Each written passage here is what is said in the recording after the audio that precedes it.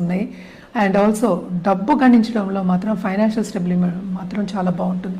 Especially knowledge ఇండస్ట్రీలో ఉన్నవాళ్ళు, అంటే ఏంటి మనకి స్కూల్స్ పెట్టుకున్న వాళ్ళు కానీ లేకపోతే కాలేజెస్ పెట్టుకున్న వాళ్ళు కానీ చాలా బాగుంటుంది నాలెడ్జ్ ఇండస్ట్రీలో ఉన్నవాళ్ళు.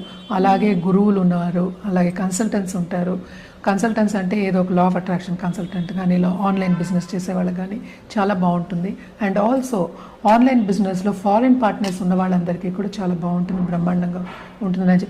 ఈ రాశికి అధిపతి కూడా మనకి ఏంటంటే ఎగ్జాల్టేషన్ పొజిషన్కి వస్తున్నారు October 31 వరకు. దాని తర్వాత మనం చూసాము అంటే 9th హౌస్కి దిగుతున్నారనమాట. సో తప్పక ఈ సంవత్సరం అంతా ఎంతవరకు మిశ్రమ ఫలితాలు ఉన్నప్పటికీ, అంటే స్టార్టింగ్ ఆఫ్ ద ఇయర్ మిశ్రమ ఫలితాలు చాలా బాగుంటుంది, భాగ్యం డెవలప్ అవుతుంది. ఎవరైనా బిజినెస్ పెట్టుకోవాలి అంటే తప్పక బిజినెస్ డెవలప్ అవుతుంది, దాంట్లో లాభాలు కూడా చూస్తారు ఈ ఇయర్. సో బ్రహ్మాండమైన ఒక సంవత్సరం కింద మనం చేసుకోవాలి. స్టార్టింగ్ కొంచెం స్లో అయినప్పటికీ స్పీడ్